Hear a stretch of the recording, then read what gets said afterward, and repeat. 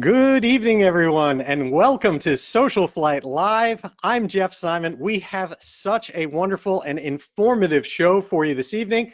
AME extraordinaire Dr. Brent Blue is here with us, and we're going to learn all sorts of things about what's going on in the FAA, things that can help you, and changes that we are hoping will happen at some point in the future to help streamline aeromedical and the entire area of this.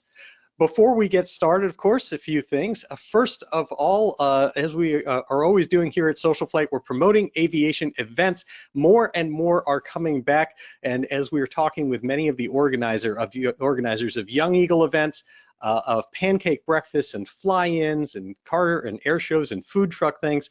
One of the biggest things that we're getting from them is there aren't enough of these events out there. Be sure that you are supporting all of them, and you can do all of that simply by going to socialflight.com and seeing what is happening. If you know what events are happening in your backyard, well, then chances are you're going to go and fly instead of mowing the lawn this weekend. So be sure to go to socialflight.com or get the free SocialFlight mobile app for Apple and Android devices, and you can see what's happening. Get out there and fly with a mission. And when you actually fly, if you have the app, you can check in and get points in our Fly to Win challenge. And that's so great because you only need to do that once to be entered in the challenge that actually gets you in to win this prize period, which is happening on July 1st. On July 1st, we are giving away an Aspen E5 electronic flight instrument. That's a $6,000 value, a great prize. We love to give things away here at SocialFlight, so be sure to check that out. Get out there and fly. The more you fly, if you're in the top 30 in our leaderboard, you get an extra chance to win. So get out there, fly, check all of that out. Now, after this show, we will be off for a couple of weeks. We may actually be back the week of July 4th, but otherwise we'll be back on the 12th of July. And what we are doing during that time, you are going to get a peek into when we release the video, and it's something we're going to encourage all of you to try for yourselves. What we are doing is something called our No Magenta Line trip. SocialFlight's No Magenta Line adventure is that we are going to simply take off and head in a direction. We will not be using the navigation in terms of putting in an airport, searching for it, going direct to. We're going to wander the skies, and we're going to only use our navigation systems in order to make sure that we don't wander into airspace or weather or something that really matters from that regard. But other than that, we're going to see the Northeast United States and head towards the central part of the country simply by looking down and finding cool places that we can circle, look around, check out the airport, go land, pull out our folding bikes, and do an adventure. And so I'm really looking forward to this. We'll bring you along with our video that we make after it, and then we'll encourage all of you to send in your stories and your pictures of just going up and doing some adventure for yourself without a destination. No Magenta Line from SocialFlight. Be sure to check that out. Now, I'd like to introduce Dr. Brent Blue. Dr. Blue is one of the leading voices in the Aviation Medical Examiner Community, helping to support general aviation and advocate for reform where it's appropriate in the FAA Aeromedical system. His articles in AOPA are extremely informative, honest, and direct, and I really value that. In short, Dr. Blue is the type of AME that we all want to trust with our personal medical certification. He's board certified in family medicine and emergency medicine, as well as being an FAA Senior AME. In addition to his medical qualifications, Dr. Blue is an active pilot. He's ATP rated with over 10,000 flight hours. He flies an amazing aircraft that you have to see if you're going to Oshkosh. It'll be there, which is a Norseman, very, very rare aircraft, as well as a Cessna 185. I'm going to bring Dr. Blue on the line now. Please help me welcome to SocialFlight Live, Dr. Brent Blue. How are you? Fine, thank you. Thank you for having me.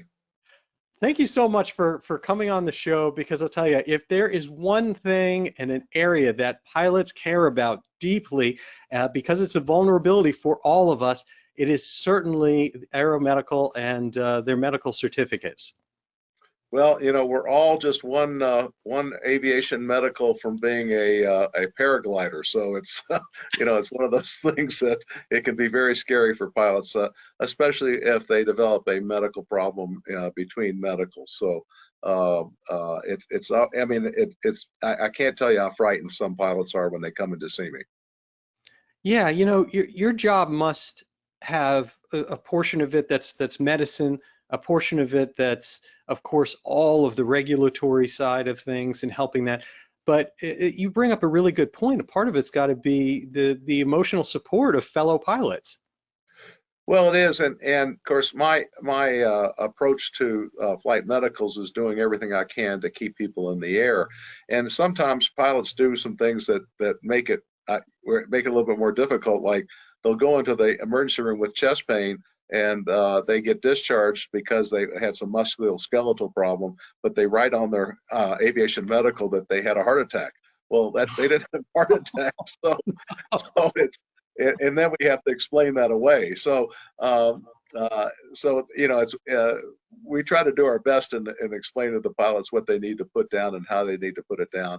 But and I also always encourage pilots to call me first if there's any question about filling out the 8500 form online. So the more they call, the less problems we tend to have. That makes a lot of sense. Now, I want to dig into the medical side of things, but before we do that, I have immense amount of respect for you as a human being, as a pilot, as an advocate for everyone, and I want to make sure they get to know you for a little bit. So if you could just give a quick background on your aviation experience, how you got to this 10,000 hours ATP Norseman, that aircraft is amazing. Well, I grew up in Louisville, Kentucky, but I didn't start to fly until I was in college. I took a summer school course down in Nashville at Vanderbilt when I was in school, and I went to school in the morning and went to the airport and learned to fly in the afternoon. So I got my private pilot certificate in about a 10-week period in Nashville, and then got my instrument rating after I finished my first year of med school and did that. And I really just sort of found an instructor and said, let's fly every day until we get this done, and got that done. And I've been able to acquire ratings over the years and be able to fly for work and various things in order to build up the hours. And of course, as you mentioned in the prelim, I mean, the more people fly, the better it is, and with the more experience you have, the safer you're going to be. Absolutely. We don't show many pictures here during the show, but I do want to show something now, and that is so. This is you with your 185, a little more conventional aircraft. That's a pretty nice photo you've got there. This is the amazing Norseman. Yeah. Well, the one thing about the Norseman is it is huge. I mean, it really, from an interior space point of view, it's basically the same size as a 208 Caravan. It's a big airplane. That's a 1340 600 horsepower Pratt & Whitney engine. It holds a lot of fuel. It holds about 160 gallons. It burns about 30 to 34 gallons an hour, and it flies really slow. It's about 100 miles an hour no matter what you do. And what about oil usage? That's So usually some people with radios quote. oil is done in gallons. It has a 10-gallon oil tank, and I buy oil in 55-gallon drums. So there's a lot of, in fact, when we fly to Oshkosh, I mean, we take a significant amount of oil with us because we use 120 weight oil. That's not available everywhere, so we just have huge bottles of oil with us that we have to use, and it burns a fair amount of oil. Wow. Well, so for anyone going to AirVenture to Oshkosh this year, be sure to check out on the flight line. You'll see that aircraft, and that is definitely one in a million. So that's a little bit of background. Now, you're actually also the Teton County coroner. Is that correct? That's correct. Hopefully not directly connected with your AME work. No, that I ended up as, well, I shouldn't say I ended up. The coroner office in Wyoming is an elected office, and I truly ran as a public service. To be coroner, the qualifications in the state of Wyoming are basically two. You have to be 18 and you have to be a registered voter. So there's no educational qualifications. So I'm the first doctor to be coroner in Teton County, Wyoming, and only the second doctor in the history of the state. So I really did it as a public service because I really didn't need another job, I promise you. But it's been interesting, and of course we had a very well-known case back in the fall that we got quite a bit of national, international attention. But it's been an interesting job. But I mean, we have a very wealthy county here, and we had a very substandard morgue and office when I first took office. So I've changed a lot of things since I've taken office, and we've got things up to snuff now. Wow. Well, that's great, and I'm sure they're very appreciative of that. So to get started on the medical side of things, as we've talked about, you're a very, very strong advocate, not just serving as an AME, but trying to do everything that you can to help pilots get through the system, especially if they have complicated things. And I'd like to focus on a couple things during tonight's show. One of them is to talk about the third class medical versus where we are right now with basic med, and what pilots need to know about that, and how basic med could help them compared to a third class medical, and then we can talk about mental health issues a little bit later on. Well, I think the important thing to remember is that when I perform a third class medical on somebody, I'm certifying them that day that they're safe to fly. And every day they get into the airplane between medicals, whether it's a 2-year medical or they're younger and it's a 5-year medical, every time they get into an airplane, they're essentially self-certifying that they're medically safe to fly. And that system has been extremely effective. I mean, the percentage of accidents that have any medical relationship at all is about 0.5% of the accidents. So it's almost a non-number. Wow. And since basic med was introduced, we have now about 70,000 pilots that are on basic med. And that was a program that really was spearheaded by the AOPA and Sam Graves, who's the congressman from Northwest Missouri. The accident rate basically between third class medicals holders and basic med holders is essentially the same. So that always begs the question, what are we doing with third class medicals? The question that I asked Mike Berry, who was the previous federal air surgeon, and when he was at Oshkosh, he gave a lecture and he commented that the number of accidents per hour had dropped dramatically over the previous 30 years. And I said to Dr. Berry, I said, you know, we're about the same age. We've been doing AME medicals for about the same period of time. And I said, when we started, the only people who had medical problems who could get a third class medical was or pilots who had high blood pressure on one of 5 medicines. And that was it. If you had cancer or heart disease or anything else, you were stuck. You weren't going to be flying. And now that the FAA has relaxed rules over the period of time, but the accident rate has dropped, I asked him how you correlate that. And his answer was, well, that they mitigate the risk. And I said, what do you mean by that? He said, well, we mitigate the risk by testing more. But I said, if 99% of everybody who goes through the testing gets certified, are we really doing anything? And of course, there was no answer to that question. So I really think that I mean, I encourage pilots to go to basic med, and the AOPA, I'm working with them as well. They're working very hard to try to get basic med accepted internationally, not just in Canada, but literally all over the world, because there are other aviation entities in different countries that have essentially a basic med type program, but there's no universal standard, and that there has to be in order for people to be able to cross borders. Mm-hmm. And that makes sense. Of course, for those of us in the northern latitudes here, myself included, the ability to fly to Canada on basic med certainly impacts a lot of people. And so it'd be great to see something like that change. When someone's considering basic med versus a third class medical, there's limitations, of course. You can get information from AOPA on that, what altitude you can fly at, how many seats you can have, a weight of the aircraft, things like that. But aside from that, can you tell me a little bit about the advantages or disadvantages, or why someone would be on a third class medical aside from a restriction of what type of aircraft or where they could fly it? Well, first, let me say that I can't remember the exact number, but I think it's right around 95% of all GA pilots of fly aircraft and aircraft type missions that would fall under basic med without any restrictions. So there's only a very few number. I mean, folks who are flying more than 5 passengers or flying aircraft more than 6,000 pounds, or they're flying over 18,000 feet. Those are the big restrictions. But if you hear about, well, why people get a third class, I think the reason I hear the most is actually going into Canada at this point. It's not because they're flying at high altitudes and that sort of thing. It's really the ability to go into Canada. The other thing I like to remind people is that you can actually hold both. You can have a basic med and a third class medical. There's no problem in doing that.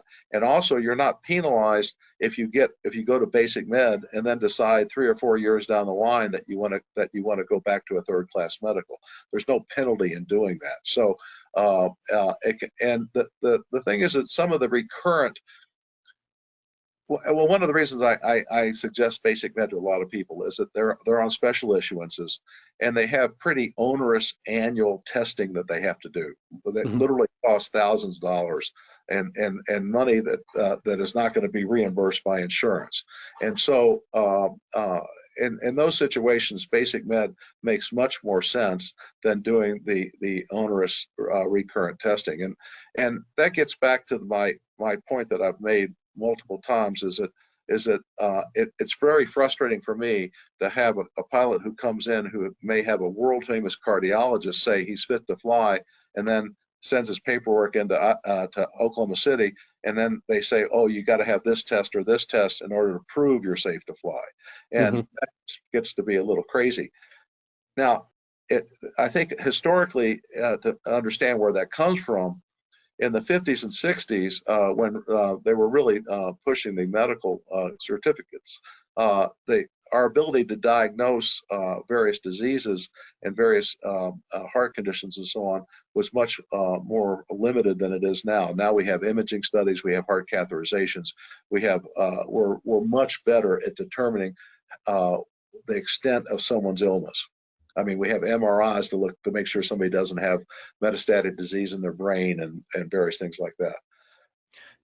Doesn't that background actually lend itself to being even more important, that it's the treating doctor, the treating physician, that it's the medical staff that knows the patient, to having being the voice like basic med does of that, them being okay? Because do the doctors at Oklahoma City, are they really expected to have enough of an expertise as time keeps going on and more tests, more specialization happens, to be able to keep up with that, as you said, like the world's leading cardiologist?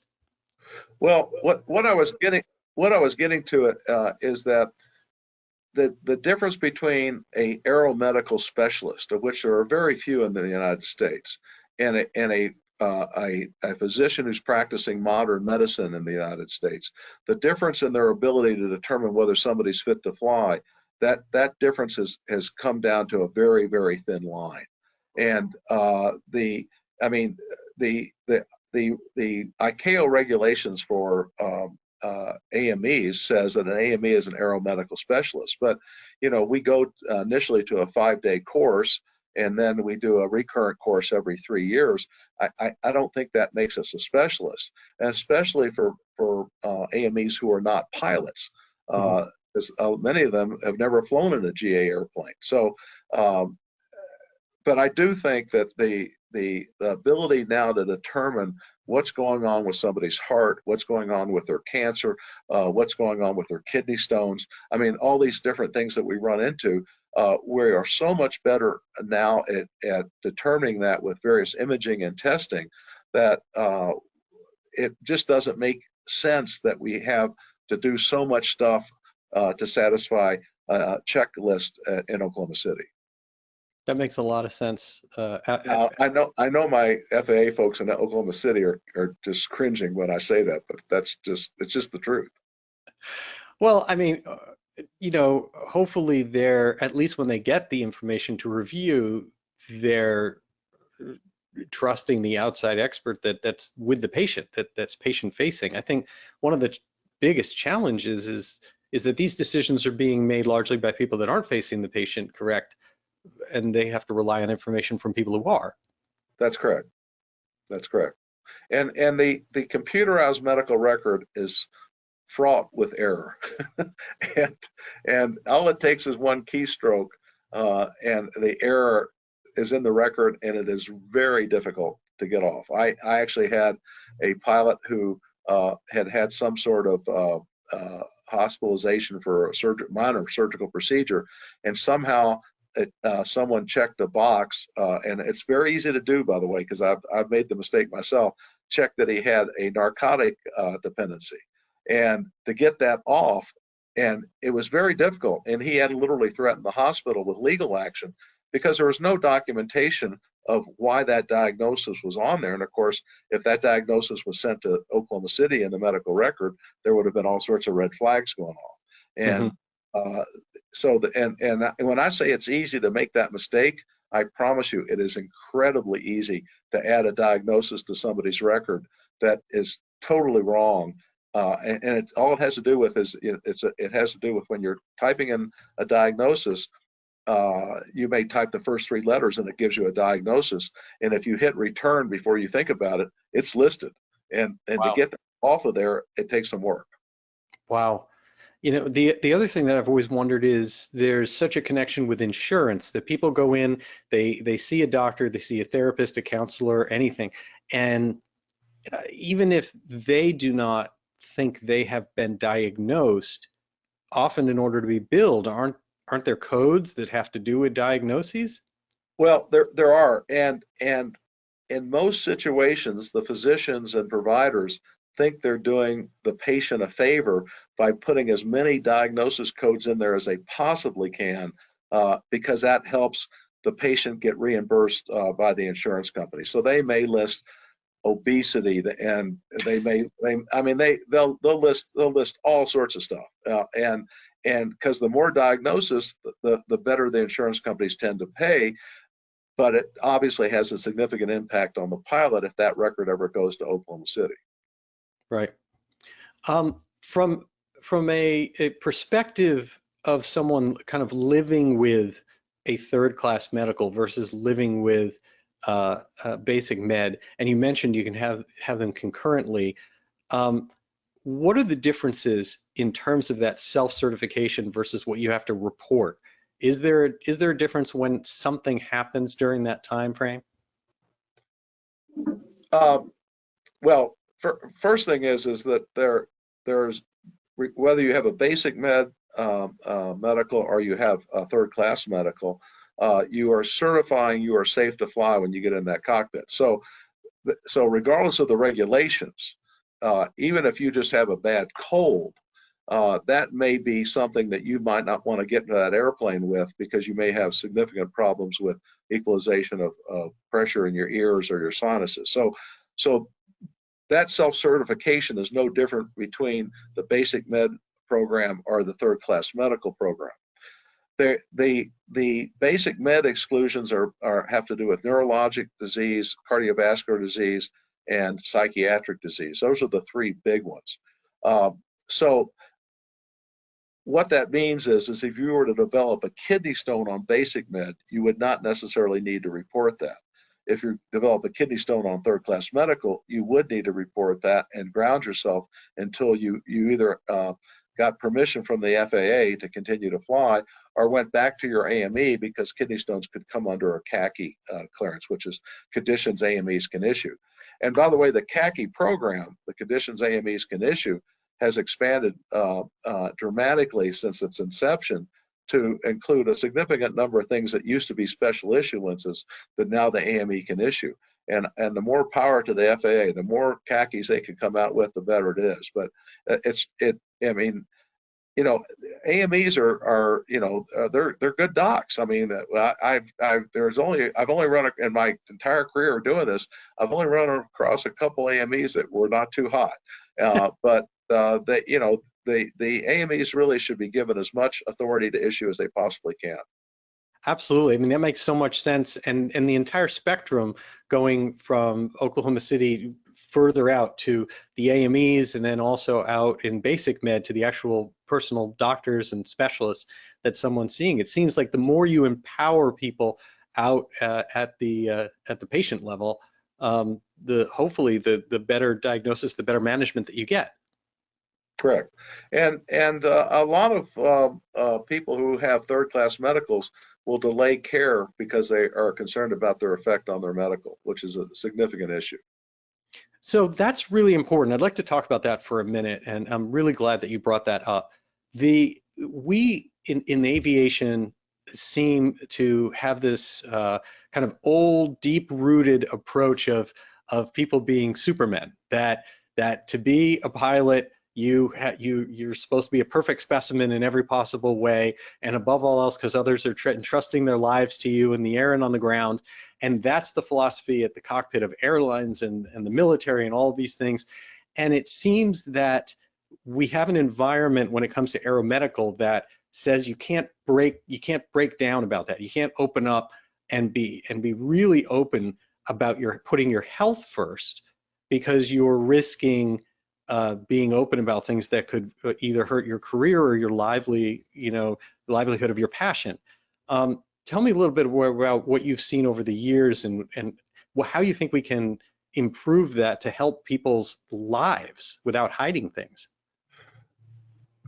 Well, I think that's an FAA question. I mean, and what I mean by that is like I've had pilots who've had what are called palpitations or an irregular heartbeat that they feel, and they don't go to have it checked out because they're worried that they might have something that can ground them. Now, the far majority of people that have irregular heartbeats are totally normal, but some people may have atrial fibrillation, or they may have something called atrial flutter, which is similar, and that would ground them and would require them to get special issuances and go through a significant amount of cardiac workup.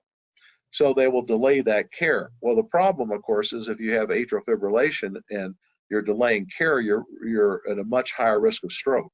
And so it's not worth doing that. And I always say to pilots, your life is more important than anything with the FAA. But that's just what happens. And as we'll see when we start talking about mental health, that happens a significant amount of the time. That makes a lot of sense. So when we talk about the differences, you mentioned one in particular as a great example, being kidney stones. If someone is on basic med and they encounter that, they certainly self-certify their inability to fly during that time, but then they're working with their personal physician on the physician saying, no, you're not likely to get another incident, I think you're in good shape. And they just stay in that world. They don't have to report that. But on a third-class medical, that could be something that could theoretically knock them out of the ability to fly for quite some time, if not permanently. Is that true? Well, no, it wouldn't be permanent unless they had multiple stones and they had a condition that would create a situation where they are likely to have stones in the future. The issue really becomes, do they go and report this to the FAA and go through that paperwork, or whether they go to the AME, and because even though you may have gotten your medical 3 months ago, you can go to the AME and get another medical and get certified under the CACI program for a kidney stone. Now, that's only for conditions that are CACI conditions. If you have a heart attack or you've had chest pain and get a stent, you're going to be grounded until the FAA gives you your medical. It's not going to be something you can go back to your AME and get a new exam and get certified. So it depends on the condition, but there are a lot of conditions now that that fall under CACI that you can go back to the AME and get certified. And I'll give you another example. Somebody could develop hypothyroidism and be treated successfully without any problem. They can go back to their AME and get a CACI for hypothyroidism and not have to necessarily go through the FAA Special Issuance Program. Mm-hmm. And by the way, just as you know, you can find the AME guide online. If you just Google FAA AME guide, The entire book is there, and it's searchable, so you can find out everything you want to about conditions. You can search for all the CACI conditions that are on there. You can find out, even if you're going to have to go through the special issuance area, you can find out what's required for each special issuance and what tests are required. And it can be sometimes daunting to go through because it's different between a third class and a first and second class. So you have to pay attention to that, but it's all available online. There's no secrets about what the FAA is requiring. That makes sense. You mentioned also people can have concurrent the third class medical, and they can go and just be under basic med and take the courses and get the sign off. I think there's a lot of confusion out there about if you do that, as long as you have an active third class medical, you still have that FAA reporting requirements that are specific to that. Is that true, or how does it work when you have both? If you have a third class medical, regardless of anything else, you got to report to the FAA if you could develop a condition that impacts flying. So whether you have a basic med or not, if you've got the third class medical, you have to report that. Okay, so people really only once it expires and they're on basic med alone, that's when the basic med rules are all that govern them. Right. Now there's two other points I want to make in this area. One is if you're under a special issuance, you can go to basic med. In other words, you don't have to stay on the special issuance. You don't have to renew it. You can go to basic med and not renew it. That's one point. If you are going to need a special issuance, it is critically important that you have all your paperwork done and organized and sent in one package. You don't want it dribbling in over a period of weeks or months, because what happens when you do that is it may not get checked off as being complete. Mm-hmm. So if you have everything done in one package, then it's far easier for the FAA and it's far easier for the pilot. It's also important to pay attention to the rules, because if the rule says do a stress test after 3 months, you can't do it at 2 months and 29 days. It's got to be after 3 months. So those dates are important to the FAA, and I've literally had people who've had to repeat a stress test or some other testing just because they were a day or two early, because that's just the way the rules are. Yeah, I think that's key with the government, right? The rules are the rules. The rules are the rules. Period. So let's switch and talk a little bit as you touched on to mental health. You wrote a wonderful article about some of the things that have to do that could change in the future, that would be nice to change. If there's one area that has that Superman concept that everyone is under, it seems to be mental health. It's an issue that I think pilots don't want to talk about at all. And if you look, it seems to me that if you look at the average population and regular statistics about who's on some form of medication, who experiences different types of mental health issues, the population of the world and who has these things is nothing like the population of the pilots. And so it's hard to imagine we're all supermen. I mean, I think we're not all perfect. I think the difference seems to be people just want to hide that. Tell me about your commentary, because I really loved the article that you wrote in AOPA on this. Well, the issue of how the FAA evaluates and treats depression is antiquated. That's just the way it is. I think it stems from a previous head of the psychiatric department, the chief psychiatrist, he himself was pretty antiquated, and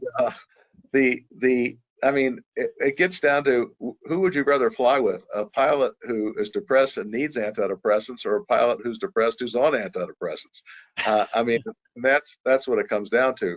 And the FAA has done some things. I mean, they now allow pilots with depression to be on one of 4 antidepressant medications. And the key word there is one. They can't be on 2. They have to be on 1.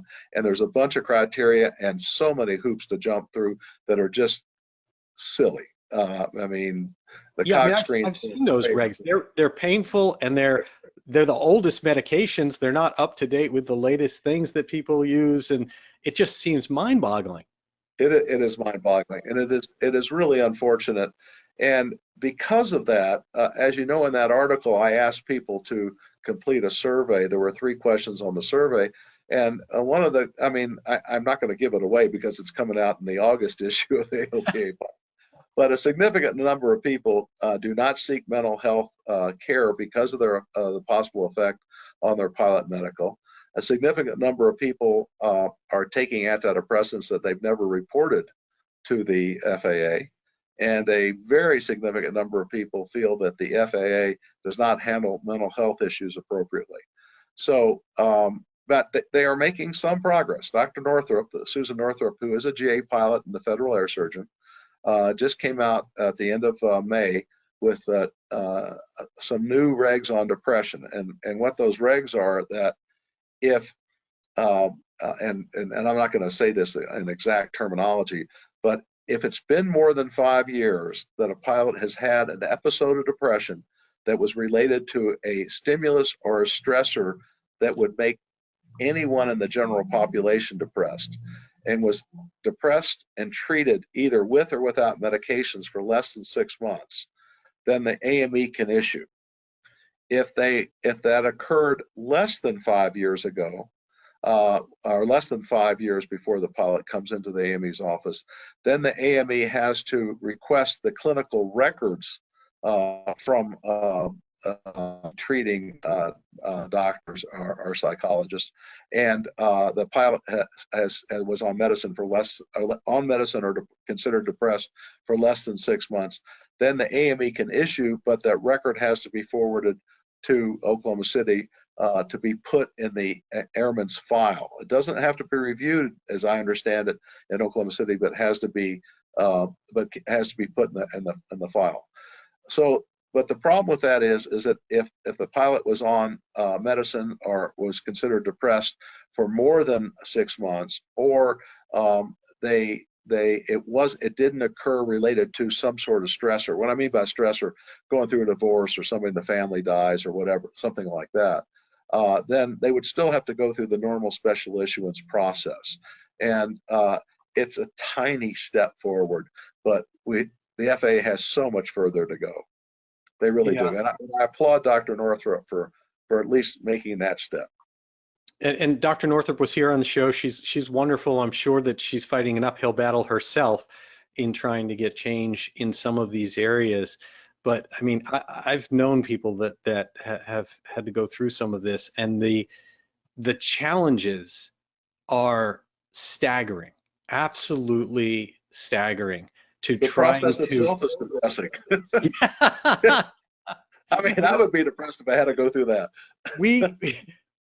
You know, when we think about like the criminal justice system, right, you're innocent until proven guilty. When you think about how it seems to me, and please correct me if I'm wrong, but how it seems to me that the FAA approaches mental health issues is it's the opposite. You have to prove that you are essentially sane, stable, you know, without any of these things. You don't have to prove that you're through it. There are all these tests and things that you have to go through that amaze me that a normal pilot could pass if we administered to everyone.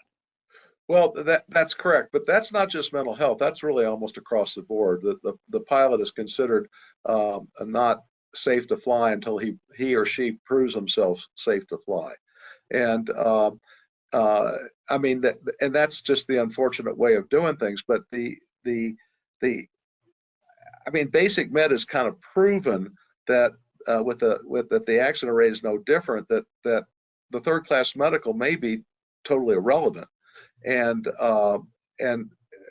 we have to ask ourselves, well, if the accident rate's the same between basic med and third class medicals, why do we have to have third class medicals? I mean, that's obviously the question.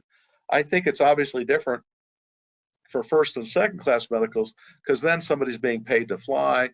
When somebody gets into an airplane, whether it's a charter or an airliner, you know, they're expecting a certain level of a safety that you may not expect when you get into an airplane with a third class medical. I mean, when we get into somebody's car, we're not expecting the same level of safety as if we were getting into a Greyhound bus, and you know, so that's I mean, that's important to remember.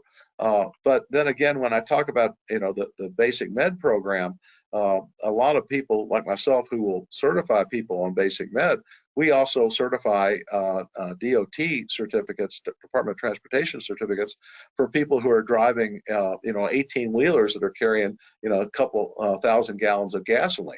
And so the risk factor is I mean, it's all relative. And so I know some doctors get concerned about signing off basic med and have no problem signing off the 18-wheelers. I just don't understand. Yeah. I don't understand that at all. That's a good point, right? There's this baseline fear of flying, which permeates people's, you know, ability to be willing to sign off on other people that fly.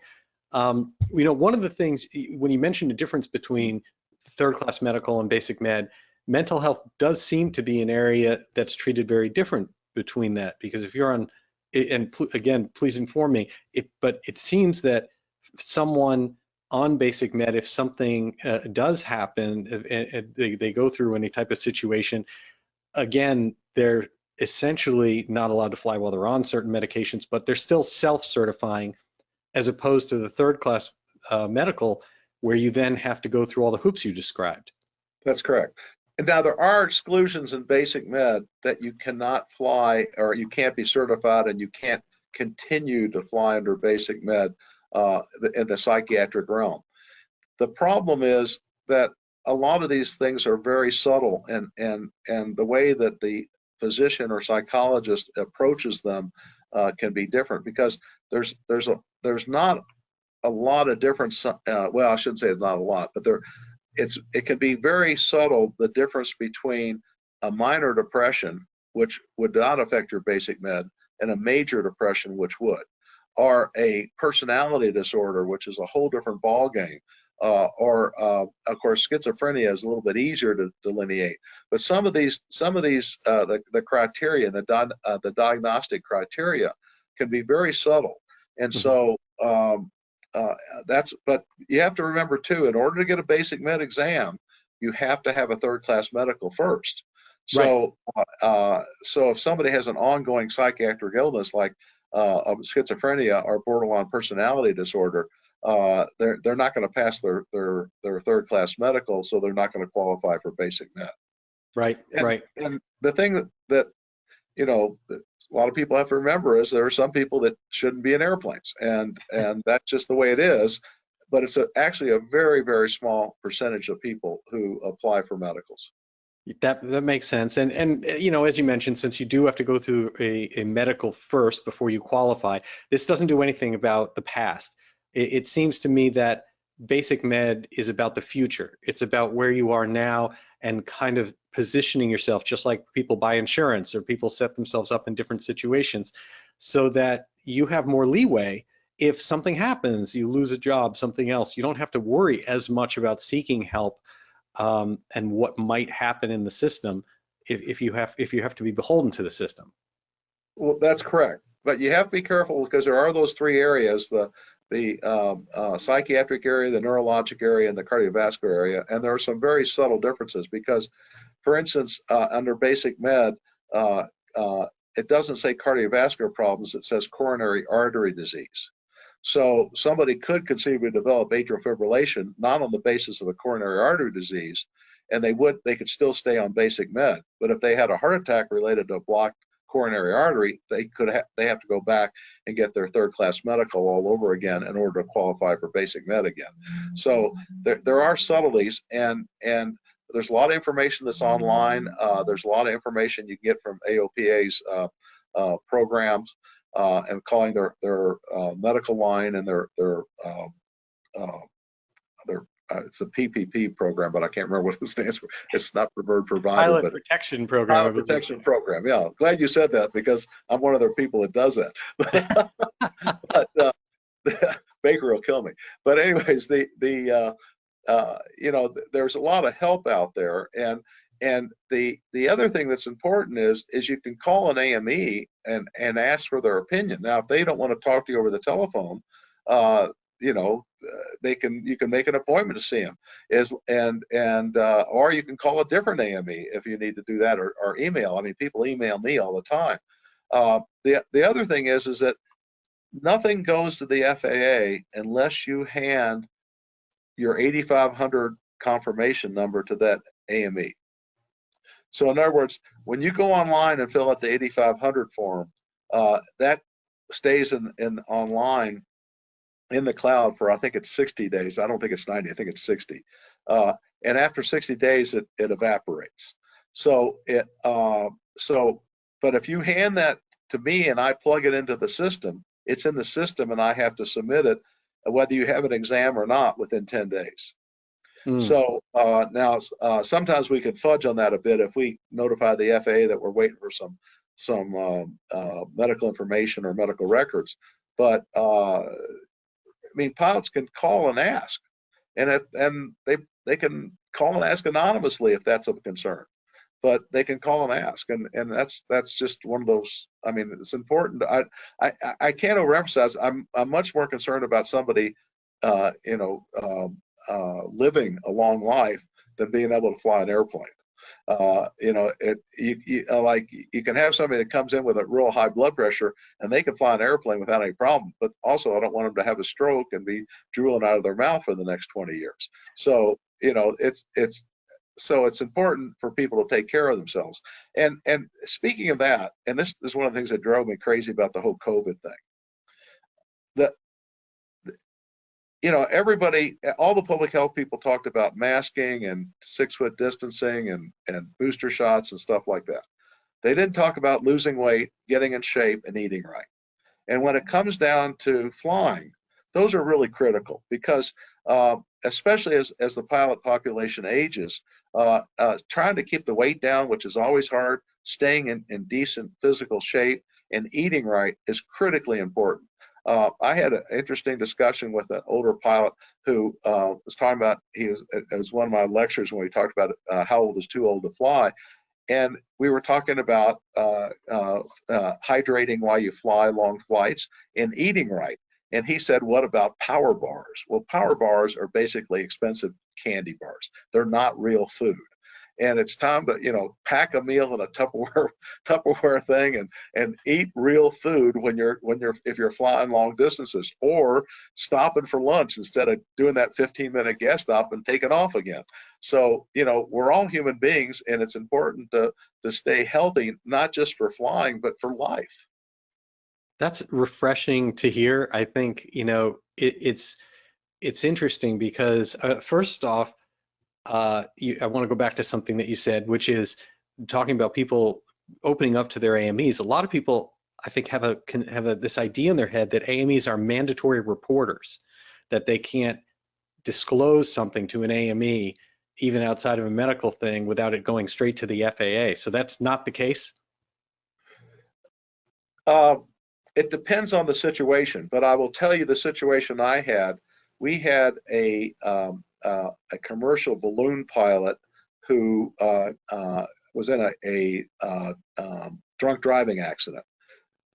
He was not somebody I did an exam on, but it was in the newspaper. And so the FAA would not take a report for me because I had no direct contact, but they let me send the newspaper article to them. So I'm not sure what the line is, because for one thing is a pilot could come to me and ask me the question about it, and I wouldn't necessarily even know that they were a pilot. They might be somebody who was just learning to fly, and so it depends on how the information is presented. If it's a pilot I've done an AME medical on, I think that's a little bit different, because then I have information that I need to put down on their medical, or inform the FAA that this is an issue if the pilot themselves have not informed the FAA. And the pilot's under an obligation to do that. If you look at the back of your medical, or that second page that you fold under, it talks about reporting conditions that would make someone unsafe to fly. Mm-hmm. That makes a lot of sense. So basically, you know, talk to your AME aside from going in for your medical. Try to, you know, try to be honest with them and feel out information. And unless you're violating something, they're not likely to be using that information against you somehow. Right, and sometimes the other thing about it is that the wording is that you're supposed to report things that are reportable, and and it's sometimes it's hard to find out if something's reportable. In Mm-hmm. other words, if someone has cataract surgery, do they need to report that to the FAA right away? And I think officially they are. But I also mentioned once with a previous federal air surgeon in the audience when the question was asked, do they report every change in their medical condition? And according to the regs, you are supposed to report every change in your medical condition. So if you break a leg, you're supposed to report that. Well, if the 450,000 or so pilots reported every change in medical condition to the FAA, you can imagine how long we would be waiting for our special issuances or other things down there. I mean, you can just imagine, you know, that there's a certain difference between the law and the spirit of the law.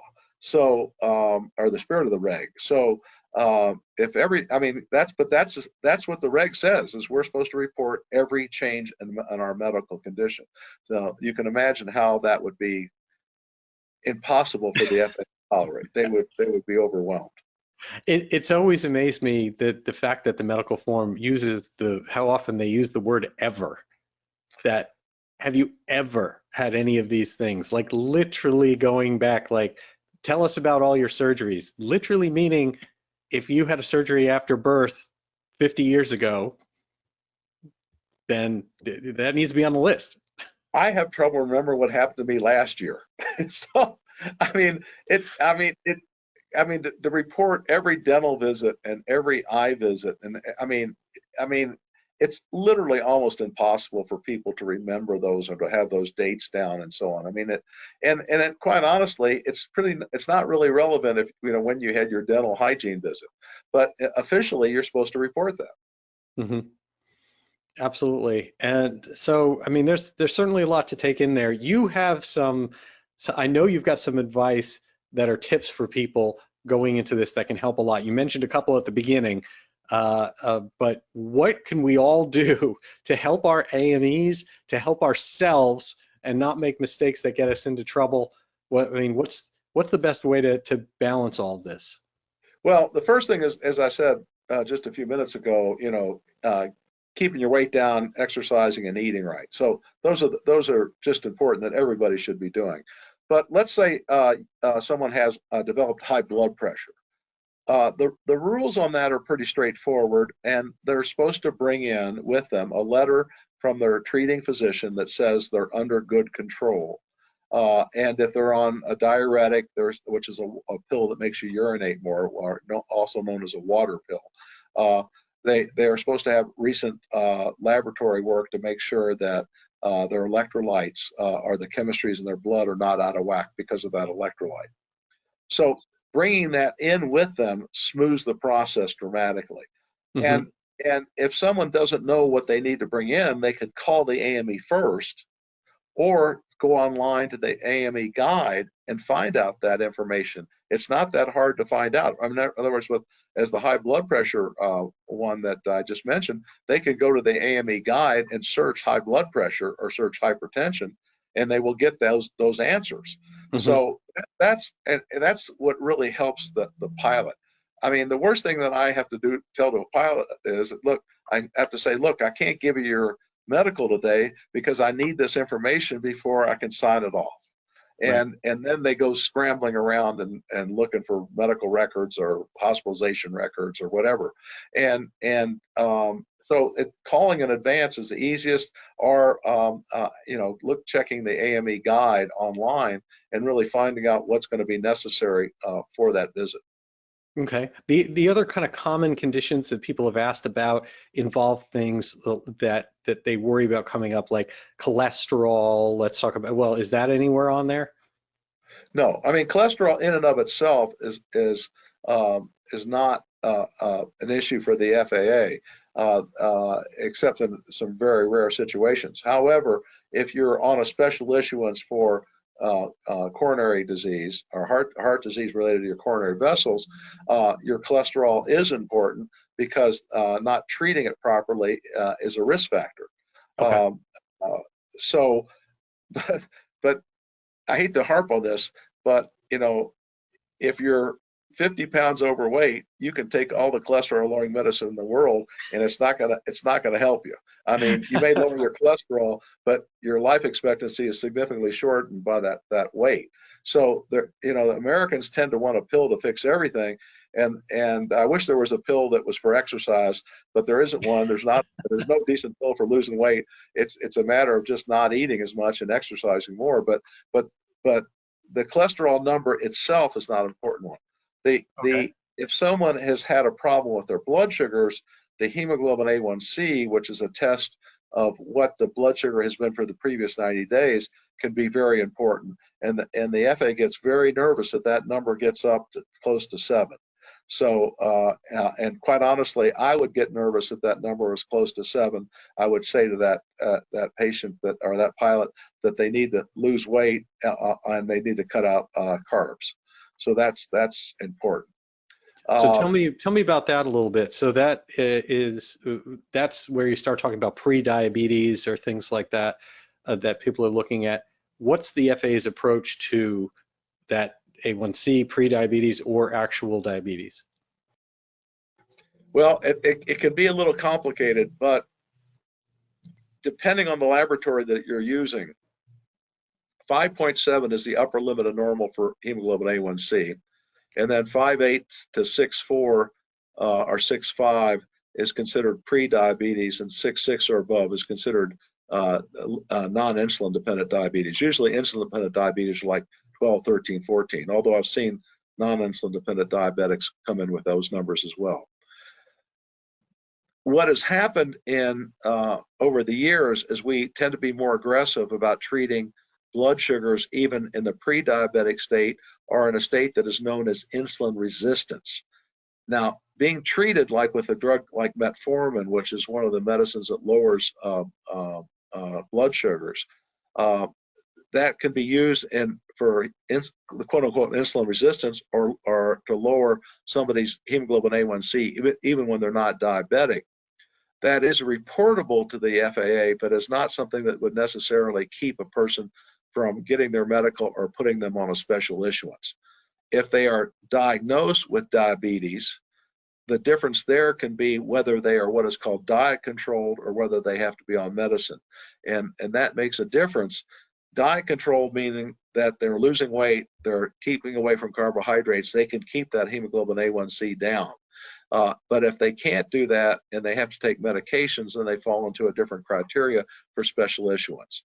So, but from a longevity point of view, you're far better off controlling diabetes, pre-diabetes with a diet than you are with medication. Okay. And going back to the very beginning of the discussion, when you talk about reportable, because you said that's certain things, for example, with that A1C level are reportable, is that reportable also for people that are on basic med? No, that's not covered on basic med.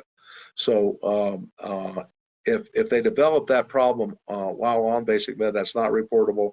And if it's something that's they have been on a special issuance for and they go to basic med, they're under basic med, it's not an issue anymore. Okay, so the same thing about like look out for your health and eat well and exercise and lower your carbs, do everything you can to get those levels down. But going kind of full circle on things, it's another example of how basic med puts you in a situation where you are doing what's right for you between you and your doctor and not necessarily between you and the FAA. Correct. And the other thing that is unfortunate is that when we fly, especially if we fly a lot, and we're exposed to airport food, vending machine food, and all that, it's really tough. It is really, really tough. And so it's important for people to work hard to eat a decent diet and keep the caloric count down. Another thing, by the way, that it's not so much not that important for people who don't have high blood pressure, but for people that have high blood pressure, almost anything in a vending machine is going to be bad for them. Anything in a box, a bag, or frozen or can is going to be bad for them. I mean, when we fly, it could be tough. And of course, if we fly a lot and you're sitting a lot, then it's important to figure out, okay, when can I fit in some exercise? When can I fit in a walk?